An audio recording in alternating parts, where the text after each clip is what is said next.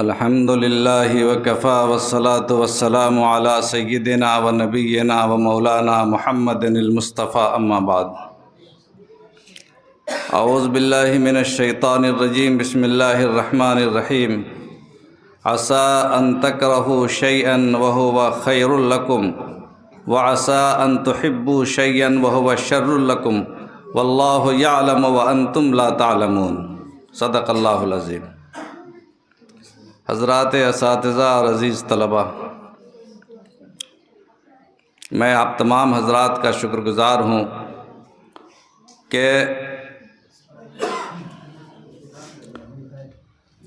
کہ آپ لوگوں کا یہ مسابقہ اور سہ روزہ مسابقہ جو آپ حضرات کی محنت اور لگن سے تیار ہوا تھا، مکمل ہوا۔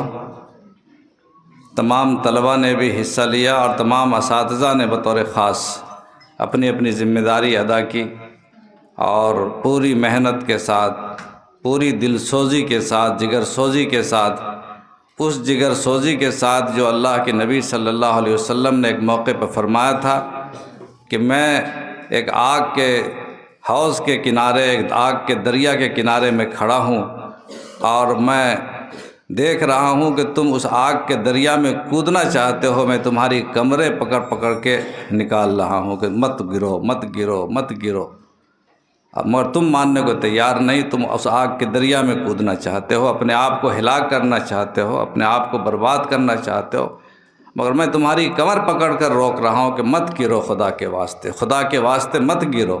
یہ ہے جل سوزی، یہ ہے خون جگر جو ایک استاذ کو، ایک شفیق رہنما کو اور ایک باپ کو اپنی اولاد کے ساتھ، اپنے شاگردوں کے ساتھ ہوتی ہے۔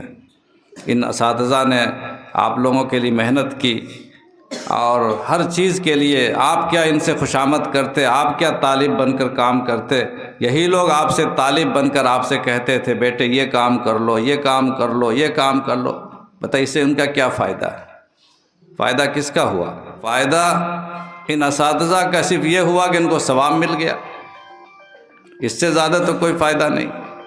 لیکن انہوں نے محنت کی، انہوں نے جگر سوزی کی، ان کی محنت سے اللہ تعالیٰ نے آپ کو فائدہ پہنچایا۔ میں نے کہا کہ ہر شعر کے شاعر کا نام یاد رکھیں تو بہتر ہے، آپ نے وہ کر کے دکھا دیا۔ فائدہ کس کا ہوا؟ اگر ہر شعر کے شاعر کا نام معلوم ہو گیا، فائدہ کس کا ہوا؟ محسوس ہوا نا کہ فائدہ ہوا ہے، یا محسوس نہیں ہوا؟ نعت میں اگر ہم نے کہا کہ نعت کے شاعر کا نام معلوم ہونا چاہیے، فائدہ کس کا ہوا؟ آئندہ کہیں آپ سنائیں گے، کوئی کہے گا کہ یہ غلط شعر ہے، تو آپ کیا جواب دیں گے کہ نہیں فلانے صاحب کا شعر ہے، فلانے صاحب کی نعت ہے؟ فائدہ کس کا ہے؟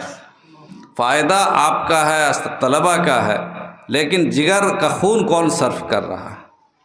خوشامدیں کون کر رہا ہے؟ رات میں جاگ کون رہا ہے؟ دل میں کڑ کون رہا ہے؟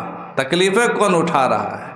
اپنی نیند قربان کس طرح کر رہا ہے؟ کیا اس کی کوئی قیمت ہے کہ نہیں ہے؟ اس کی قیمت ہے۔ ماں باپ کے اور استاذ کے دل میں جو اپنے بچوں کے لیے کڑھن ہوتی ہے، جو غم ہوتا ہے، اس غم کی قیمت ساری کائنات نہیں ہے۔ اگر تم آئندہ چل کر تم سونا اور چاندی کے پہاڑ کے برابر بھی تم کو اللہ کمائی عطا فرماوے اور تم پوری کمائی ان کے قدموں میں لا کے نچھاور کر دو، تب بھی تم نے ان کے اس غم کی قیمت کا تم نے نہیں چکایا اس کو۔ بات سمجھ میں آ رہی؟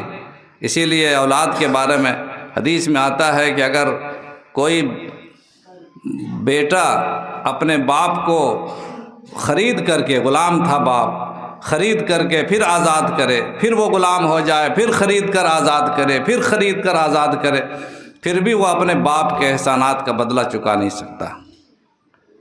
تو میں ان اساتذہ کا سب سے زیادہ شکر گزار ہوں جنہوں نے میری خواہش کے مطابق، میرے کہنے کے مطابق، یا مدرسے کی ڈیوٹی کے تقاضوں کے مطابق انہوں نے طلباء سے باتیں سنی، یا ان کی ٹیڑھی نظر کو دیکھ کر کے اس کو برداشت کیا، دل میں محسوس کیا، مگر کچھ زبان پر نہیں لائے۔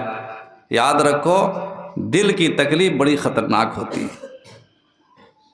اگر تمہیں احساس ہو گیا ہے کسی استاذ کے بارے میں کہ میری کسی حرکت کی بنا پر ان کے دل میں تکلیف ہوئی ہے، ان کے دل پر شکن یا دل پر بال آ گیا ہے، دل کے آئینے پر بال آ گیا ہے، تو اللہ کے واسطے جانے سے پہلے ان سے تنہائی میں مل کر اپنا معاملہ ضرور صاف کر لینا، ورنہ خدا نہ خواستہ اگر ایسا نہ کرو گے تو ساری زندگی جو ہے تم ہلاکت و بربادی مبتلا نہ اللہ نہ کرے ہو جاؤ۔ انشاءاللہ کر کے جاؤ گے، اس میں بھی فائدہ کس کا ہوگا؟ مدرسے کی چیزوں کو نقصان پہنچانا، مدرسے کا نقصان کتنی دیر ہوگا؟ کتنی دیر؟ پانی تم روک دو، کسی دروازے کو توڑ دو، کسی بلب کو پھوڑ دو، کتنے روپے کا نقصان ہے؟ تھوڑے روپوں کا، مدرسہ اٹھا لے گا اس کو، اور تم نے جو اس کو پھوڑنے کے بعد اپنی قسمت کا ستارہ جو پھوڑ دیا، یہ کس کا اتنا بڑا نقصان ہے۔ جہاں تک اس مسابقے کا مسئلہ ہے، تمام فروعات کی کارکردگی آپ کی قابل تحسین ہے۔ میں نے جو آیت کریمہ پڑھی ہے، اللہ تعالیٰ فرماتے ہیں کہ کئی مرتبہ ایسا ہوتا ہے کہ تم ایک چیز کو ناپسند کرتے ہو لیکن وہ تمہارے لیے بہتری ہے اس میں، اور کبھی کئی مرتبہ ایسا ہوتا ہے کہ تم ایک چیز کو چاہتے ہو کہ یہ ہو جائے لیکن اس میں تمہارے لیے بھلائی نہیں ہے، اس میں تمہارے لیے برائی ہے۔ انسان چاہتا ہے کہ ہم یہ ہو جائیں وہ ہو جائیں، لیکن اللہ تعالیٰ جانتے ہیں کہ تمہارے لیے کیا بھلائی ہے، کیا بہتری ہے، کیا خرابی ہے۔ اللہ فرماتا ہے کہ عسیٰ ان تکرہوا شیئا وہو خیر لکم وعسیٰ ان تحبوا شیئا وہو شر لکم، کسی چیز کو تم ناپسند کرتے ہو اور وہ تمہارے حق میں وہ پسندیدہ ہے، بہتر ہے، کسی چیز کو تم پسند کرتے ہو وہ تمہارے حق میں برا ہے، واللہ یعلم وانتم لا تعلمون، اللہ جانتا تم نہیں جانتے۔ یہ سرنڈر کی کیفیت، یہ سر تسلیم خم کرنے کی جو کیفیت ہے وہ طالب علم میں ہونی چاہیے۔ آپ جانتے ہیں، ہم نہیں جانتے، اور جب تک یہ ادب نہیں آئے گا طلبہ میں، وہ طالب علم کہلانے کا حق بھی نہیں رکھتا۔ آج کون سا دن ہے؟ اگر آپ سے ہم پوچھیں کہ آج کون سا دن ہے تو کیا بتائیں گے؟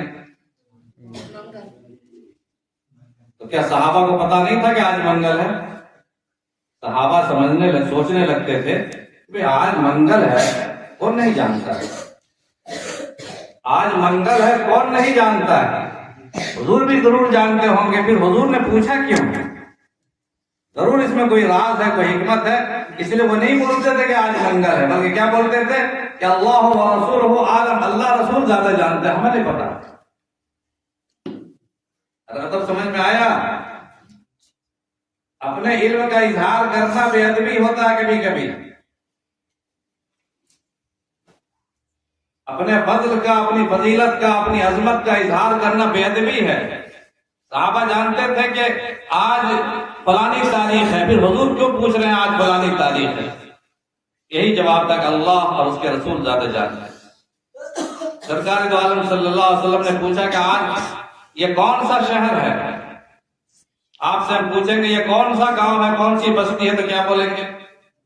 صحابہ کیا جواب دیتے کہ اللہ رسول زیادہ جانتے تھے، ہم بھی جانتے، مجھے بھی یاد ہے، میں تو یہی رہنے والا، میں کیسے نہ جانوں؟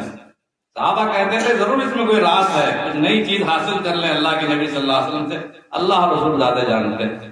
یہ بتائیے کہ اگر آپ طالب علم ہیں اور اساتذہ آپ کے ہیں تو استاد زیادہ جانتا ہے یا طالب علم زیادہ جانتا ہے؟ استاد آپ کا زیادہ خیر خواہ ہے یا طالب علم اپنا زیادہ خیر خواہ ہے؟ طالب علم اپنا خیر خواہ نہیں ہوتا۔ طالب علم اگر اپنا خیر خواہ ہوتا تو پڑھائی میں محنت کرتا، مگر ہر طالب علم چاہتا ہے کہ پڑھائی نہ کرنا پڑے، سبق نہ سنانا پڑے، آموختہ نہ سنانا پڑے، موبائل خوب دیکھنے کو ملے، کبڈی خوب کھیلنے کو ملے، ہر آدمی چاہتا ہے نا، سبق سے نکل کے بھاگنے کا موقع ملے۔ یہ چیزیں اس کے لیے نقصان دہ ہے۔ تم غور سے اپنے دل سے بولو، یہ نقصان دہ ہے یا فائدہ مند ہے؟ ماں باپ نے اس کو اسی کے لیے بھیجا تھا، تو استاد کہتا ہے کہ نہیں ایسا مت کرو، ایسا مت کرو، ایسا مت کرو، تم کہتے رہے ہم ایسا چاہتے ہیں، ایسا چاہتے ہیں، معلوم ہوا کہ تم اپنے خیر خواہ نہیں ہو، تم اپنے خیر خواہ نہیں ہو، تم اپنے دشمن ہو، تم اپنی حقیقت سے واقف نہیں ہو یا تم اپنے دشمن ہو۔ جب تم اپنے دشمن ہو، اپنے خیر خواہ نہیں ہو، اساتذہ تمہارے خیر خواہ ہیں، ذمہ داران تمہارے خیر خواہ ہیں، تو ذمہ داران کا فیصلہ خیر خواہی پر مبنی ہوگا یا دشمنی پر مبنی ہوگا؟ اس لیے سب سے بڑی چیز ادب ہے۔ ادب ادب ادب ادب تاجیس از لطف الہی، مولانا روم نے فارسی میں کہا تھا، ادب تاجیس از لطف الہی، بنہ برسر برو ہر جا کے خواہی۔ ادب وہ تاج ہے اللہ کے لطف اور کرم سے کہ جب انسان اسے اپنے سر پہ رکھ لیتا ہے، دنیا میں جہاں جائے گا عزت کے علاوہ کچھ نہیں ملے گا، عزت ہی عزت اس کے لیے، عظمتیں اس کے قدموں پر آئیں گی، دولتیں اس کے قدموں پر آئیں گی، لوگ اپنے ہاتھ پر بچھائیں گے، اپنی پلکیں اس کے راستے میں بچھائیں گے۔ جو انسان نے زندگی میں ادب سیکھا ہے اور جس نے ادب نہیں سیکھا ہے، چاہے کتنا بڑا عالم ہو، کتنا بڑا عابد ہو، کتنا بڑا عارف ہو، کتنا بڑا محقق ہو، کتنا بڑا ذہین ہو اور کتنا بڑا بخرات ہو، لیکن اگر ادب نہیں ہے وہ انسان مردود بارگاہ ہو جاتا ہے، دنیا میں جہاں جائے گا تھوکا جائے گا، ذلیل کیا جائے گا۔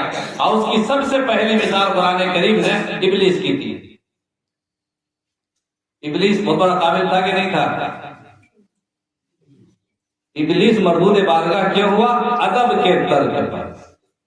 ہمارے علماء نے لکھا ہے ابلیس اپنے علم کی کمی کی بنا پر نہیں، ابلیس اپنی عبادت کی کمی کی بنا پر نہیں، علم اپنی معرفت، ابلیس اپنی معرفت کی کمی کی بنا پر نہیں، اس میں کوئی کمی نہیں تھی۔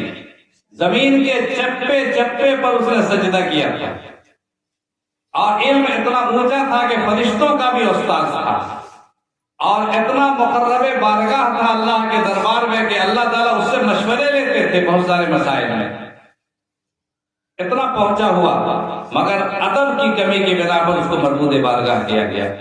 اور حضرت فرشتوں نے کیا کیا؟ فرشتوں کو بھی حکم ہوا تھا نا کہ آدم علیہ السلام کا سجدہ کرو، تو آدم علیہ السلام کا سجدہ کرنے کا جب حکم ہوا فرشتوں کو، تو فرشتوں نے کیا کیا؟ سجدے میں چلے گئے۔ انہوں نے اعتراض کیا کہ ہم کیوں سجدہ کریں؟ کوئی اعتراض کیا؟ فرشتوں نے کہا، فرشتوں کو یہ کہنے کا حق حاصل تھا، ابلیس جس طرح بولا تھا اس لہجے میں، اللہ کے حکم کے سامنے کوئی حق نہیں، لیکن ابلیس جس لہجے میں بات کرتا تھا کہ ابلیس نے کہا کہ خلقتنی من نار و خلقتہ من طین، آپ نے مجھے آگ سے بنایا، اس کو مٹی سے بنایا، میں کیوں جھکوں اس کے سامنے؟ تو اس سے تو بڑا استدلال فرشتے کر سکتے تھے کہ پروردگار خلقتنا من نور و خلقتہ من طین، آپ نے تو ہمیں نار نہیں نور سے بنایا ہے۔ نور کا درجہ اونچا ہے کہ نار کا درجہ اونچا ہے؟ نور کا درجہ اونچا ہے۔ فرشتے اپنی جبلت کے لحاظ سے، ملائکہ اپنی خلقت کے لحاظ سے حضرت آدم علیہ السلام پر فوقیت کا استدلال کر سکتے تھے، لیکن انہوں نے سمجھ لیا کہ اللہ زیادہ جانتا ہے، ہم نہیں جانتے ہیں۔ واللہ یعلم وانتم لا تعلمون، اللہ جانتا ہے تم نہیں جانتے، سجدے میں گر پڑے۔ جبکہ غیر اللہ کا سجدہ کرنا حکم تھا، پہلے سے غیر اللہ کا سجدہ جائز نہیں ہے۔ اللہ کے علاوہ کسی کے سامنے جھکنا، سجدہ کرنا یہ شروع سے قانون رہا ہے حضرت آدم کے زمانے سے آج تک کہ اللہ کے سوا کسی کے سامنے سر کو ٹیکنا جائز نہیں۔ تو حضرت فرشتے کہہ سکتے تھے کہ حضور آپ نے ہی تو قانون بنایا ہے، آپ ہی تو ضابطہ بنایا ہے کہ ایسا ہونا چاہیے، ہار اور جیت کا فیصلہ ہوتا ہمیشہ ہے، ضابطہ بنا ہوا ہے، آج کیوں سے اختلاف ہو گیا؟ کہہ سکتا تھا کہ نہیں، انہوں نے تو قانون بنایا ہوا کہ غیر اللہ کے سامنے سجدہ نہیں کرنا ہے، حرام ہے، اور آپ ہی کہتے ہیں غیر اللہ کو سجدہ کرو، تو آپ تو اصول بنائے، اصول کے خلاف آپ کر رہے ہیں۔ ایسا اگر کہتے فرشتے کہ ادب ہوتا کہ بے ادبی ہوتی، اگر بے ادبی ہوتی تو فرشتوں میں اور ابلیس میں فرق رہتا۔ اللہ نے فرشتوں کو وہ مقام دیا ہے کہ ہر نبی کے پاس اپنا پیغام بھیجنے کے لیے اللہ نے فرشتوں کو مقرر کیا۔ اللہ کا خاص پیغام جو لوح محفوظ پر لکھا جاتا ہے وہ فرشتے لکھتے ہیں۔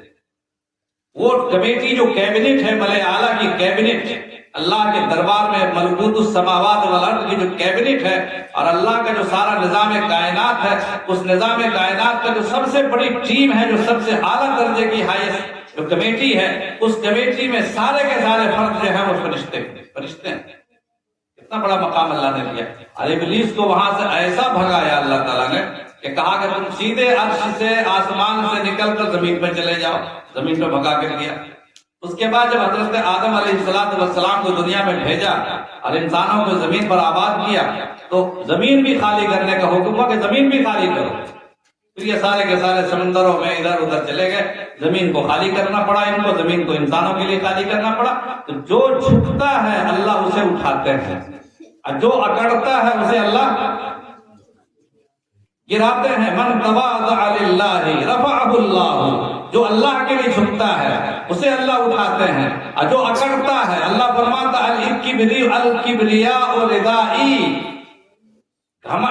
اکڑنا اور بڑائی ظاہر کرنا، اپنے کو اچھا سمجھنا، یہ صرف میری چادر ہے، میری چادر میں جو پاؤں گھسیڑے گا اس کے پاؤں توڑ دوں گا۔ اللہ تعالی ہم سب کی حفاظت کرے۔ غلطی سے کوئی پاک نہیں ہے دوستو عزیزو، کمی میرے اندر بھی ہے، کسی انسان میں کمی ہو سکتی ہے، لیکن کمی کی اصلاح کی فکر ہونی چاہیے۔ اگر ہم سے ہمارے کسی بزرگ نے کہہ دیا، ڈانٹ دیا، ڈپٹ دیا، ہم اس کو قبول کر لیں۔ میں نے پہلے بھی اپنی زندگی میں ہم نے یہی کوشش کی، نہیں کہ میں بہت مقدس ہوں، میں نے ہمیشہ کوشش کی اپنے بزرگوں کی ڈانٹ سن کر کے، اپنے بزرگوں کی نصیحت۔ ابھی بھی ہمارے بزرگ، ہمارے والد صاحب موجود ہیں، والد صاحب اگر کچھ بات سخت بھی کہتے ہیں، یا اساتذہ تو سب دنیا میں اکثر رہے نہیں، لیکن میرے اساتذہ ڈانٹنے کا حق رکھتے تھے، ڈانٹتے تھے، غصہ ہوتے تھے، اور جب ڈانٹتے تھے، غصہ ہوتے تھے تو میں سمجھتا تھا کہ میرا کام بن گیا۔ اور اگر وہ ڈانٹے ڈپٹے نہ ہوتے، برا بھلا نہ کہے ہوتے تو میں اتنا آگے بڑھتا ہی نہیں۔ حدیث میں بھی آتا ہے کہ اللہ تعالیٰ، میں جو بات کر رہا ہوں حدیث سے کر رہا ہوں، حدیث میں آتا ہے کہ اللہ تعالیٰ جب قیامت کے دن ایک بندے کو جو ساری زندگی آزمائشوں میں، تکلیفوں میں، پریشانیوں میں گزری ہوگی اس کی، جب اللہ اس کو درجہ دیں گے وہاں پر قیامت کے دن، یہ بندہ تمہارا درجہ یہ ہے، تو سوچے گا کہ کاش کہ مجھے اور بھی زیادہ تکلیفیں دی جاتی تاکہ مجھے اور درجہ اونچا ہوتا۔ جو شہید ہوگا، جب شہید کو اس کا بدلہ ملے گا تو تمنا کرے گا کہ کاش مجھے دنیا میں مجھے دوبارہ بھیج دیا جاتا، میں پھر دوبارہ میں شہادت حاصل کرتا، دوبارہ تیبارہ شہادتیں میں پاتا، پھر مجھے درجہ ملتا۔ انسان کا مقام تکلیفیں اٹھانے پہ جتنا اونچا ہوتا ہے، محنت کرنے پہ نہیں ہوتا۔ 1000 عبادت کرو اور 1000 مصیبت سہو، 1000 عبادت کرنے والوں کو وہ درجہ نہیں ملے گا جو 1000 مصیبت سہنے والے کو ملے گا۔ انشاءاللہ ہم راضی ہیں تمام مصیبتوں پر، اساتذہ کی سختیوں پر، انتظامیہ کی سختیوں پر، اپنے بزرگوں کی باتوں پر انشاءاللہ ہم راضی ہیں، اپنی بات کو مانیں گے انشاءاللہ۔ اب ماننا ہی ہمارا زیور ہے۔ اللہ تعالی ہم سب کو قبول فرمائے، ہدایت عطا فرمائے، سلامتی عطا فرمائے۔